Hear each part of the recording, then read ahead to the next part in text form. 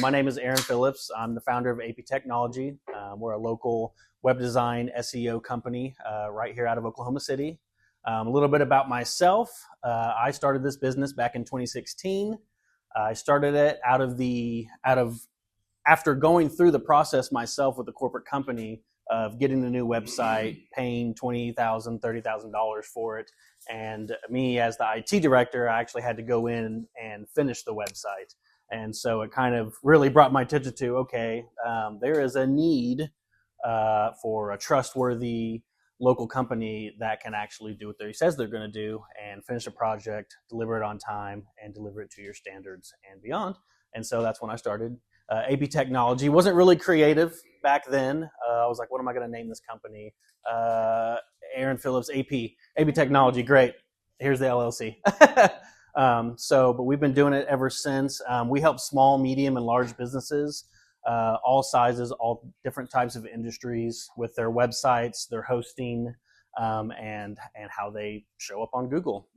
And so I'm sure you guys know kind of what I'm going to talk about today. But today we're going to be going over how Oklahoma businesses get found when Google and AI give answers. So we're going to be going over what's changed, what still matters, and what you guys can do to check your own websites for proper structure and things like that.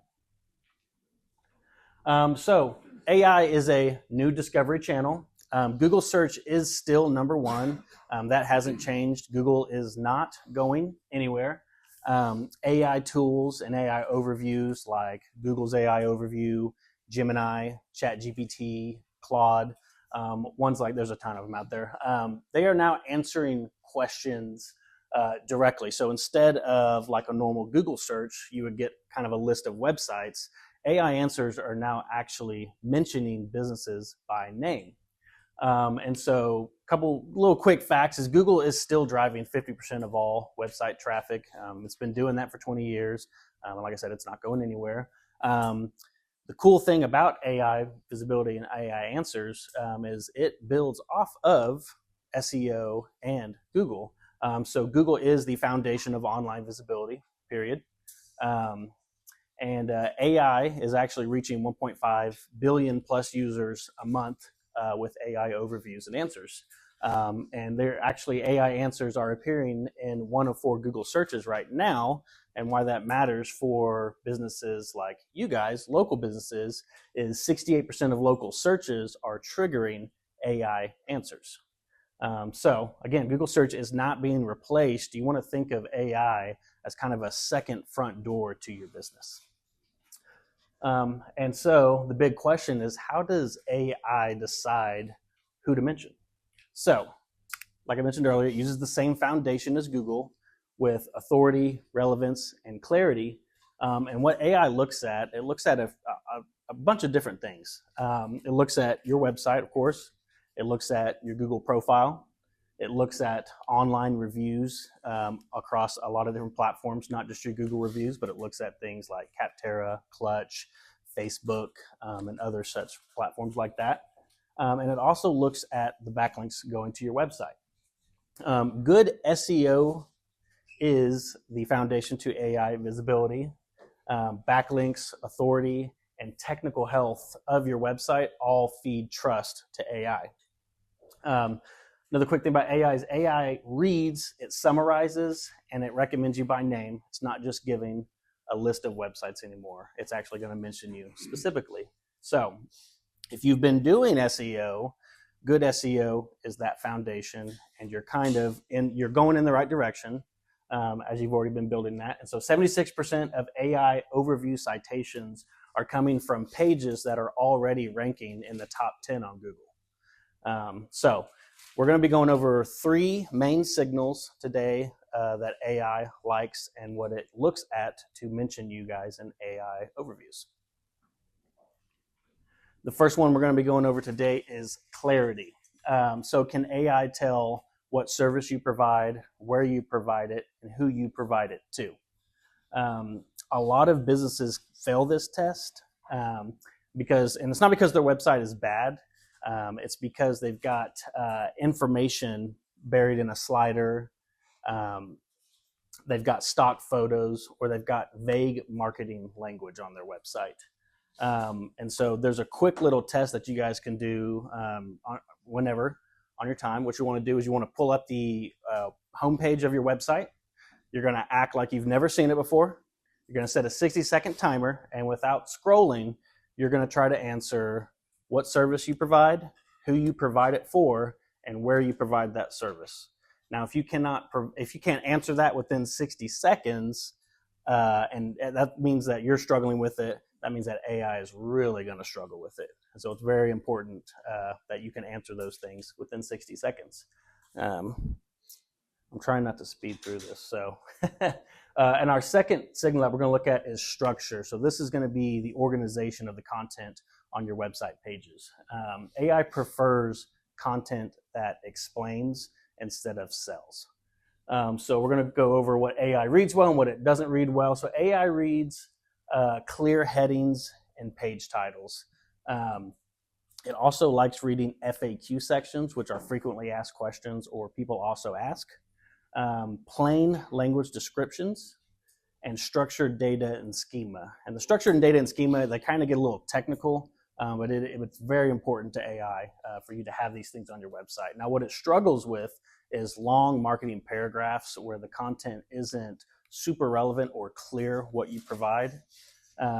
Image-only content, information hidden behind a nice design, and vague "we deliver solutions." So, a beautiful award-winning website can actually struggle to rank with AI over a basic, simplified, structured properly website because AI doesn't see design; it reads text. So, it doesn't matter how pretty your site is, if AI can't read it, you're shooting yourself in the foot.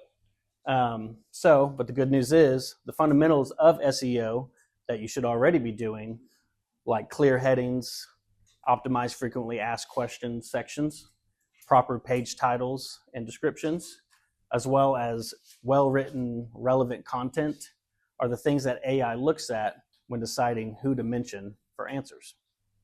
And a little fact here is site structured with data and frequently asked questions, they actually see 44% more AI citations.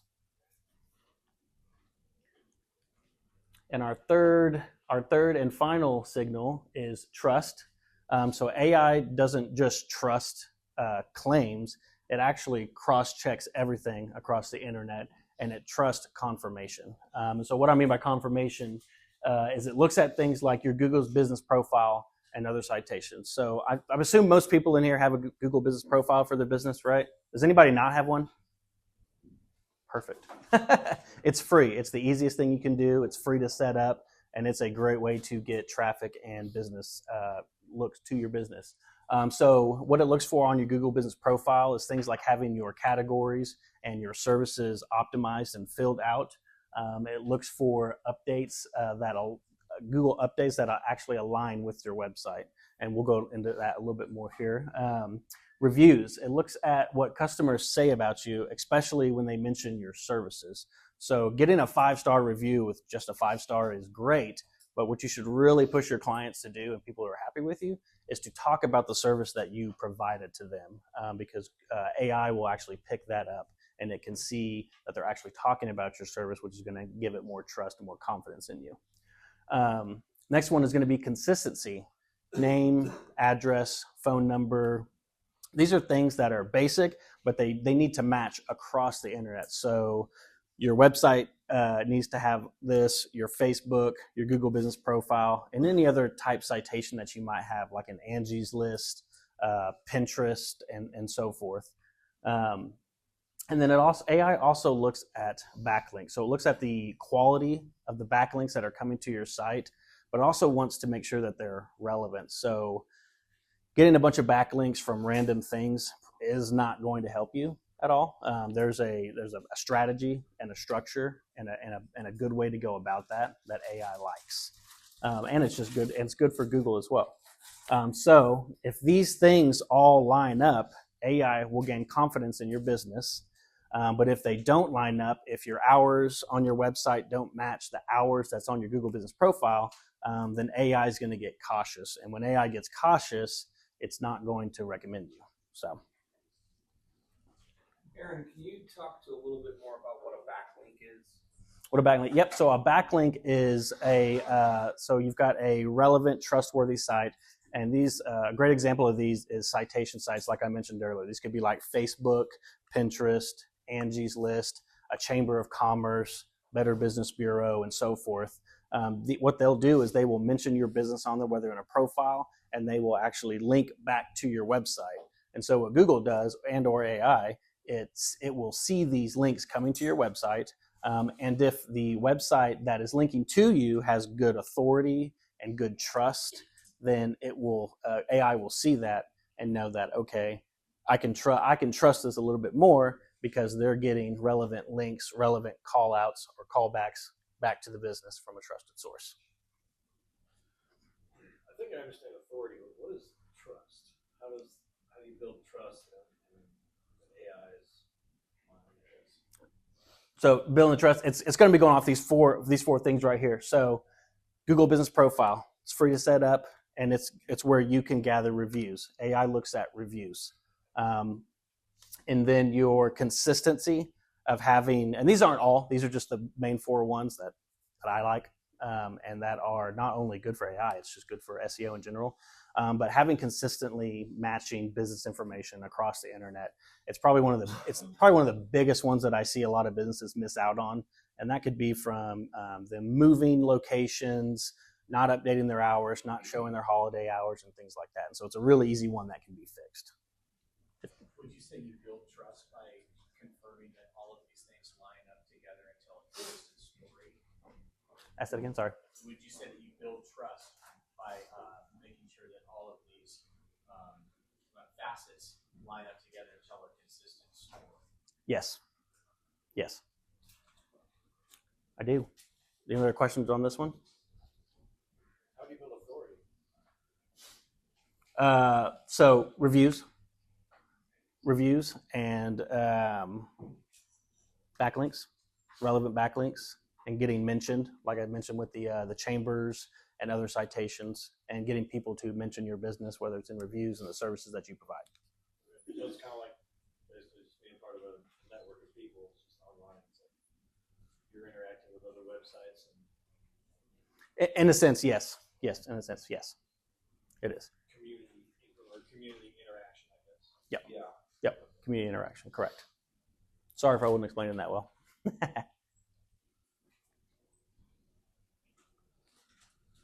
So, SEO and AI, they work together. Like we talked about, good SEO is the foundation to AI visibility. AI looks at clarity, structure, and trust signals, and being cited in AI can increase your organic click-through rate by 35%. And it's building on the SEO foundation that you've been doing with your rankings, your authority, your backlinks, your technical website health, and your content. So AI visibility is not a replacement for search engine optimization, because the quality work for SEO is what AI builds on. And so proper website structure and a well-maintained citation profiles, it's the same foundation. I repeated that, sorry. So businesses with the biggest advantages are going to want to do both. And they're going to want to be visible in both channels. So I have got, my offer for you guys is a free AI visibility scan. So what this scan is going to do, and if you don't get this QR code, it's also right there on the table. But this is going to let you see how often your business is mentioned by like Google AI, Gemini, ChatGPT, and whether your visibility is low, moderate, or strong. And then also with that, I'm going to give you a free self-check guide that's kind of going to go over the slides that I talked about, how to check your website headings, and other things like that, how to check your website structure, as well as the 60-second test.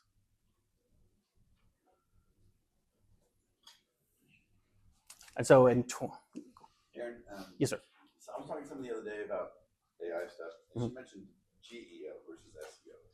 You know what GEO is? Generative engine optimization. I'm like, huh? It's going to be the same principles. Yeah, it's a new thing, but that's one thing I have learned, and one thing I learned and confirmed, because when AI first came out, I'm like, oh great, here's something else, a new channel that now I've got to learn. And as I dug deeper and deeper into what AI really looks at, it all just what I figured out is it's using the same signals that Google has been using, because AI is built on search.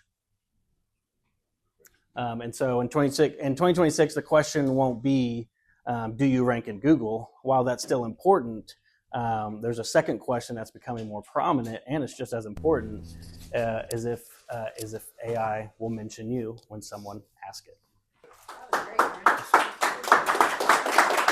Been in business here in Oklahoma for 42 years. I've been with the company for 25 plus years, and we do computer systems, managed infrastructure, all your computers, cybersecurity, backup, disaster recovery, all that kind of stuff. What I wanted to talk to you about is a little bit more into some of the new data security laws that Oklahoma has passed, that you are required now as a small business to secure your customer data. So we'll get into that a little bit. A little bit more about me. That's my family right there. That's this summer. I love to scuba dive, and so I convinced my family to get certified with me. So here we all are in our super awesome wetsuits. I always get the Incredibles vibe when I look at this. Although, doesn't he look like Dash? That's my son, Ben, right there. So anyway, so there we are. My oldest daughter just started college. She's now 19, Ben's 16, and Claire is 13. So like I said, I've been doing this for a little while now. And one of the things I really love, it has a lot to do with IT, because a lot of cybersecurity is about establishing good habits. So I always like this quote, "We are what we repeatedly do. Excellence then is not an act, but a habit," right? So it makes a lot of sense. We're at an unprecedented time in history in terms of technology and data.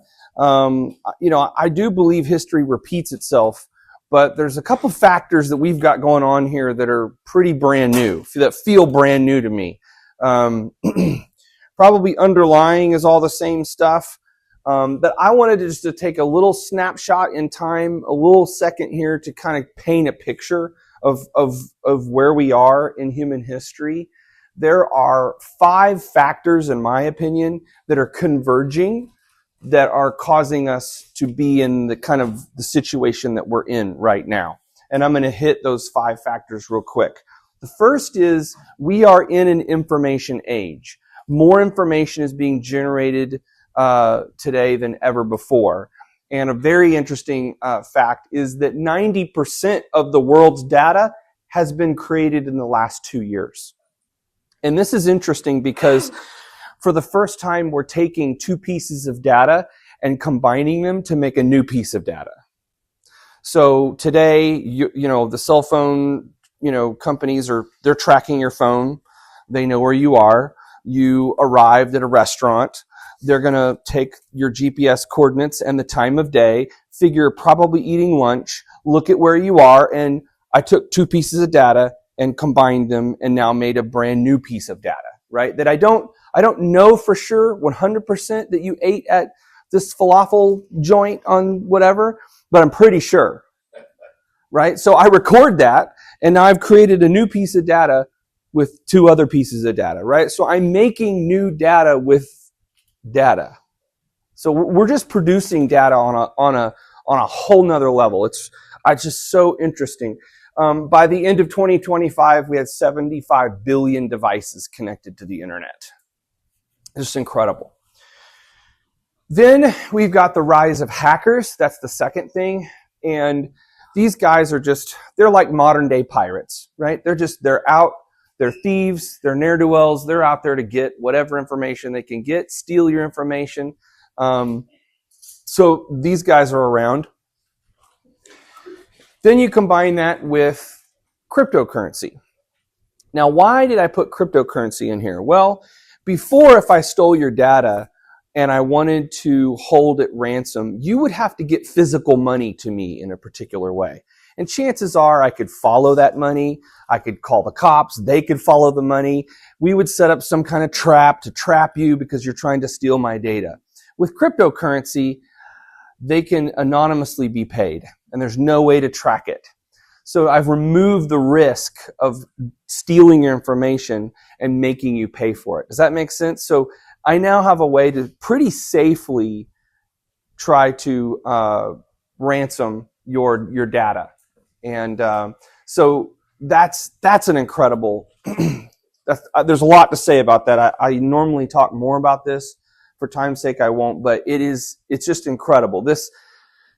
The network that supports cryptocurrency is completely private. It's people can load a piece of software on all kinds of, on an old cell phone and just put it in the closet, and that cell phone can create a transaction point for cryptocurrency network for transferring money, right? So it's not like our American banking system where you have banks in control of all the servers and all of the internet pathways.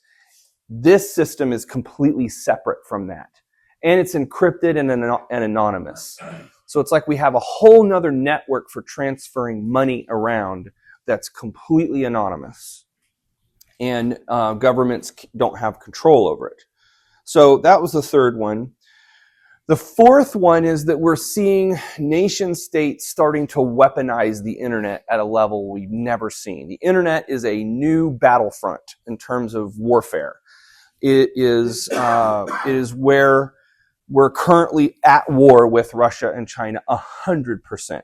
100% we are in daily warfare with them and with the elements that they are doing. And one of the things that they have done that has changed the landscape that we're now in is they have spent millions and millions of dollars developing sophisticated hacking software, and they give it away for free. And they're giving it away to hackers who could never develop something that sophisticated on their own. They don't have the time, they don't have the money, they don't have the resources, they don't have the brain power. But Russia and China do. They're assembling teams of software developers that create these incredibly sophisticated hacking softwares, and then they're just giving those away for free, with the understanding that the people that use them are going to attack the U.S. Which is really means attack you. Everyone in this room, you're under attack right now. If I was going to go to your business and go to your firewall, I could open up the log on your firewall and I would see thousands of attacks. If I turned on the CLI interface, which is the command line interface, it's just a line-by-line real-time thing that's just reporting what's going on. You would just see, boop, boop, boop, boop, boop, boop, boop, boop. It would just be scrolling across the screen with attacks from Russia and China and all over the U.S. Okay, and that's what your firewall does. It stops all of that. That's why you need a firewall, and that's why you need a good one. So that's going on, and then the final thing that's changing the landscape is, you guessed it, AI. Right now, if I want to create a virus, I can just go to the web, download the latest version of a virus code. I can take that code, I can drop it into ChatGPT, tell ChatGPT, hey, rewrite this code for me, rewrite 10% of it so that it's new. And now I have a new virus. I changed 10% of the code. So when your firewall goes to look at viruses that it knows to look for, when my virus comes in, it's a brand new virus because I changed 10% of the code. It's like it's never seen that virus. Then I take that code and I put it in ChatGPT again and I say, rewrite 10% of this again. I want to do the exact same thing, rewrite it. It's going to give me a new virus. So I can just keep pressing the button. Like, how many new viruses can I pump out? A lot with AI, because it knows how to code. Okay? So we're seeing that the sophistication of the tools that we need can't just look at what a virus looks at, can't just look at the code, because I can change 10% of the code just as fast as I can hit the button. I need to look at behaviors. I need to do risk assessments. I need to be watching programs as they operate on my network. I need to watch them and make sure that their behaviors, right? That's like when you see some kind of weirdo walking into a waiting room or something, what are you looking at? You're looking at his behavior. Like, why is that person like doing that weird thing, right? We're doing the same thing, but on the software level. Why is the software app, pulling open this folder that it never has, accessed? And why is it doing it at 3 a.m. with an IP address from, Thailand? That's very weird, right? We need sophisticated softwares that are looking at these things. So enter into SBS Senate Bill 626 as of January 1st. Oklahoma has passed this. This is a requirement. You must do this. And it has teeth. In the past, they've passed things like this that didn't have teeth. They were kind of like, hey, we really recommend that you should secure your data, and here's how you should do it. But no one could come after you. Well, now, as of January 1st, the Oklahoma State Attorney General can come after you and sue you. And the fines can be upwards of $150,000. So just keep that in mind. Some of the consequent significant teeth, I just talked about that. Violations that result in injury or loss can be enforced and considered unlawful practices, up to $150,000 per breach of the security system. And they can be determined on factors. So they are worse if they feel like you knew better. They are worse if you say that you're going to do them and then don't do them, right? Some people just they state on their website, all of our stuff is secure and we practice data security, blah, blah, blah. And then if they find out that you didn't do any of that, we're going to really come after you. So we really want to not only say that we do it, but we want to follow up. So it says there's reasonable safeguards.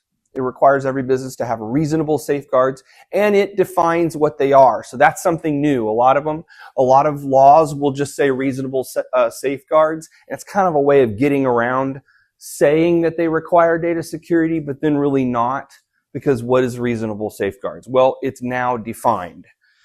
So all these things that you see here, conducting risk assessments, implementing technical and physical layered defenses, employee training, having an incident response time. So, the question is, what do we do? And I'll just tell you from our experience, it's a layered approach. We layer these things together. You probably have some of these layers already, but it's a layered approach. Most of you I hope you have a firewall. It should probably be a commercial grade firewall. The ones off the shelf at Best Buy usually don't have a monthly subscription, which stinks. But if you think about it, you need virus definitions updated all the time, and that's what that security subscription does. Is it updates your firewall with all the new threats. There's new emerging threats all the time. So you need to be able to authenticate the people that are coming into your network. So multi-factor authentication, having a username and password, but also having that little thing that pops up on your phone. I know it's annoying, but it says, hey, is this you? And you click yes. That is a requirement now. Endpoint security, managed detection, training and policies, all these are layers in there, because at the end of the day, how are people getting access? It's because your people are giving them access. You or your people click on a button, answer an email, load a file accidentally. Most of that is what's going on. So I actually wrote a guide to this whole SBS law, and if you want the guide, you can download in the guide. There's everything you need to get started. There's a bonus in the guide, not to go QR code crazy, but in the guide there's another QR code for a information security policy template that will get you started on an information security policy. So I will stop there, And any more questions you guys have, we can talk. You can eat, get another sandwich. Looks like there's lots of sandwiches in there. You do have to tell Aaron the code word to get in there. He's guarding the sandwiches. Is it going to be multi-factor authentication? Yeah, multi-factor authenticated. Yeah, he's going to be looking at your. Yeah. There's also a rumor that there may be dessert or something in there as well. But any questions? Feel free to holler at me. Yes, sir. Are there any size requirements on businesses for when these do and don't become enforceable? No. So even a solo operator, side hustler. Yes. The key thing is the type of information. So if all your business has is like a first and last name and a phone number, that's publicly available, right? We're not talking about that. Yes, and it defines it more as like if you have first and last name plus any one of the following. And if you look in my guide, it'll tell you what those are. But generally, there's one in there that's a little bit hard to define, but it's like account information. So if you have a file, I would say if you have a file on your client with any kind of information, like how much they do a business, and if you kind of have a numbering system, which most all of us do, we give our clients a number or an account number or something like that, then you're in that thing. Obviously, if it's first name plus any kind of social security number, credit card number, so if you take payments, if you take checks, if any of that kind of information, I would say no matter what, get started, right? Because if the teeth are only going to get sharper in the future, and I think it's just a good way to do business. Protect your client's information no matter what it is. I think it's just a solid way. Yes, ma'am. So I use a lot of like third-party systems. Uh-huh. How does that relate to this? Good question. So a lot of us are using like QuickBooks Online and other CRM softwares, all those kind of things. The key thing there would be, number one, that you have an information security policy that states that, whatever your security policies, what are your practices and what you require. Then making sure that you go into your cloud platform, and in the settings, you turn on all the security, right? Like you turn on things like multi-factor authentication. Right now, if you use Google Workspace for email or Office 365, if you do not have multi-factor authentication, I will bet you $100 you are hacked now. Right now, if you do not have multi-factor authentication turned on. It is a statistical one, almost 100% possibility that you've already been hacked. So turn on multi-factor authentication, 100% turn that on in everything you do. I know it's annoying, but you gotta get that turned on. The other thing you can do is you can, in some of these softwares, you can narrow down where it allows logins. Like in QuickBooks and things like that, there are some settings that can say like only allow logins from Oklahoma IP addresses, right? That keeps people from, outside of the state, which you're rarely going to do. There's security settings that are going there. Yes, ma'am. So the multi-factor authentication, is that done on your server or individually? So in your Office 365 account, when you log in, right, you probably pay monthly for Office 365 or Google. When you log in, under the admin settings, there are going to be security settings. So that's where I'm talking about. When you get into your security settings and you go to users, you can turn on multi-factor authentication. You can require multi-factor for all users. There's other things in there that I would turn on too, which gets to data leakage.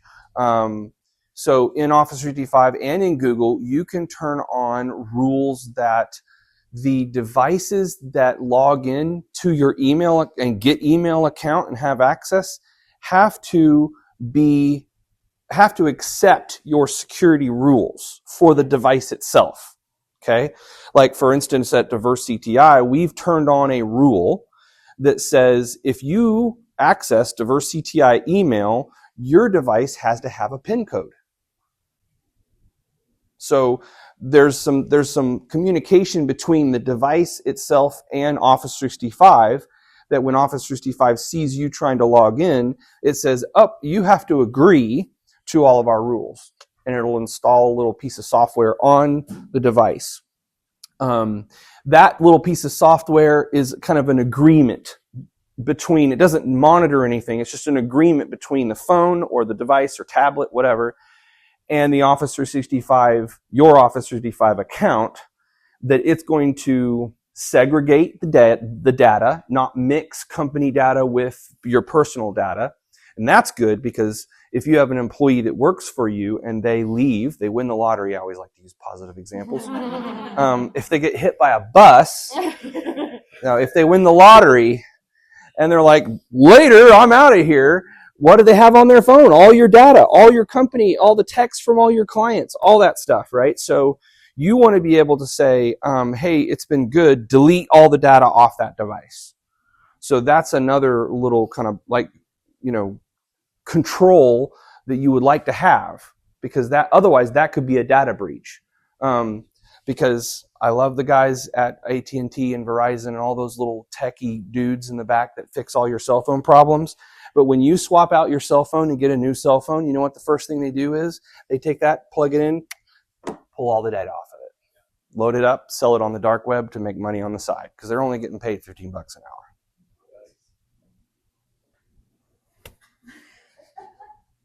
Aren't you glad you showed up to the Lunch and Learn today? You're like, never going to one of those again. Life was good before that. Was there another? Yeah. So if you are within PCI compliance for your business, does this satisfy the majority of the requirements, or is that only pertinent to like credit card and ACH processing? Yeah, so PCI, here's the good thing about PCI is most of that is on your credit card processor. Yeah. And if you do it right, then your credit card processor, the device they give you, has a built-in VPN in it. And what that VPN does is it segments any transactions off of your local network. So unless you are storing credit card numbers, which probably a lot of you are, some of you are, let's be honest, in QuickBooks, we've got those clients that do business with us and they're like, can you just keep my credit card number? So if in your business you just have like a coffee kiosk and you're just swiping people all day, your credit card company is going to do a PCI compliance thing. You can usually be at peace that none of that's really exiting the organization. Now, a lot of them like to make money in that, and they'll say if they'll send you the audit and then make you do it, and if you don't check the boxes correctly, they charge you an extra $25, $50 because you're at risk, even though they know good and well that from a hardware standpoint they've coded it where it can't happen. But you didn't check the right boxes, and so you're an extra risk, and they make probably a ton of money on that kind of stuff. So, yeah, but if you have credit card information on your computers or anything like that, yes, you've got to have that encrypted, and you've got to do the PCI little audit. And encryption is built into Windows already. You just got to turn on the BitLocker feature. It's going to give you a super long number. Do not lose that number. Because if your hard drive or computer goes bad, you're going to need that number to unlock your drive. That keeps a guy from pulling your hard drive out and running off. If it's not encrypted, he can just plug that into his computer like it's a USB drive and just browse your files. So, Aaron, what's up? Yeah, I had a question about, so when someone gets the guide that has that template for the security measures, is that something that once they have that done, should that be on their website, or where do they always need to have that message? Yeah, good question. So part of SBS says that you have to do risk assessments periodically. I usually recommend once a year. And so in the risk assessment is going to just ask the question, do you have information security policies? Do you have an acceptable use policy? Do you have a termination policy? And those are the kind of things that my template will get you started with. It'll give you an information template. You put your company name in there and, decide whatever you need. A lot of it's not rocket science, but you do have to sit down and figure out like, okay, within 5 days of terminating an employee, I'm going to have removed access to my network. Great. 5 days. Somebody else may say within 10 days, within 1 day. It's almost like it doesn't matter what you write down so much as you wrote something down and you practice it, right? That's kind of where this is beginning. The law may get a little more specific as we go further and the threats become more sophisticated and so forth. And of course, if you fall under like HIPAA compliance or some of these other ones, FINRA, FTC, safeguard rule, if you fall under that, you're already pretty, there's a lot of stuff. So at the end of the day, multi-factor authentication, risk assessments, and data encryption are going to get you pretty far down the road. The main thing with encryption is that and with all of these is you got to show receipts. You got to show receipts. You know what I mean? Like, I don't mean actual, like, I paid for this. I mean, yeah, evidence that you did it. Yeah. I mean, John, what I heard is most of the time hackers, if you make it that difficult for them, you talk about the three things that you just said, they're going to move on to somebody else. And they're going to not mess with you and go find the low-hanging fruit. Yes, true.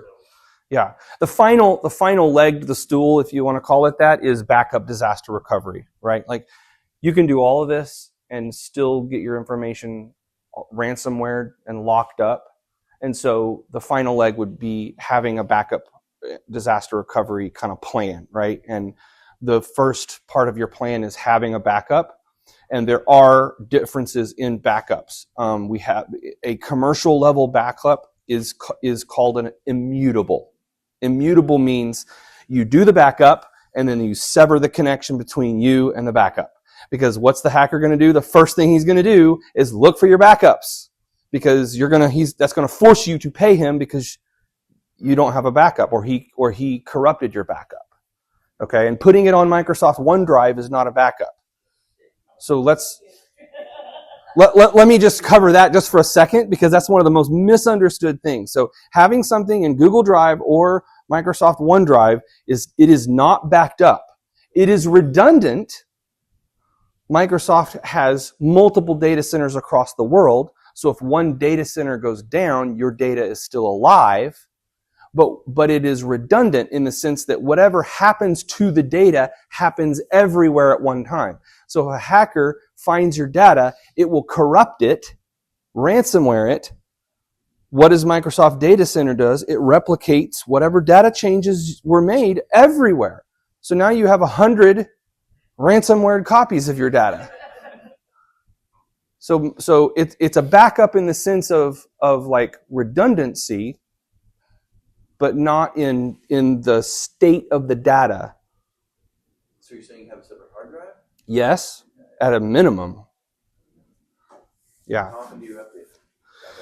Well, from my clients, what we would do is we would look at, we'd create just a very, very simple data recovery, backup disaster recovery plan. And we want to consider two things. Your recovery time, like how fast do you need this data back, right?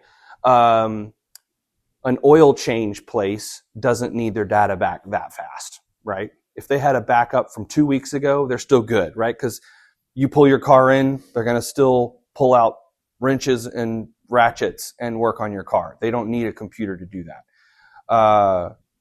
Specialty pharmacy option 1 that does infusion drugs, they have an IV bag that's literally $25,000 sitting in a freezer. The lifetime of that bag is 6 hours. If they go down and they can't prove how old this drug is, they're going to pull that drug out and throw it in the trash. And that's $25,000. Yes. Yeah, the answer is you are responsible. So in your acceptable use policy, you would say an acceptable use for AI is XYZ. Outside of that, it's not. And that way, if you or your employee accidentally, let's just say it's your employee, does something, you say, well, you broke our policy, and there's some protection there, right? Like, we have a policy against that, and they didn't do it. And this goes to, David's business, which is insurance. Your cybersecurity insurance policy, if you have cybersecurity insurance, and I hope you do, but if you have it in the fine print, that cybersecurity policy is going to say, we expect you to be doing these things, risk assessments, multi-factor authentication, things like that. And there is a risk with certain carriers that they will not pay your claim if you aren't doing those things in the fine print. And the cost, is my understanding, the cost comes down a little bit if you are doing those things, right? So you're saving yourself money, maybe even paying for your IT guy, by implementing these things, because their risk is going up if you're not doing those things. So you're going to pay more for cybersecurity insurance. All right, I know we're at 12:36 right now, so Aaron and I will be up here if you guys have questions. Thank you very much for being here. Hopefully it provided you guys a lot of value.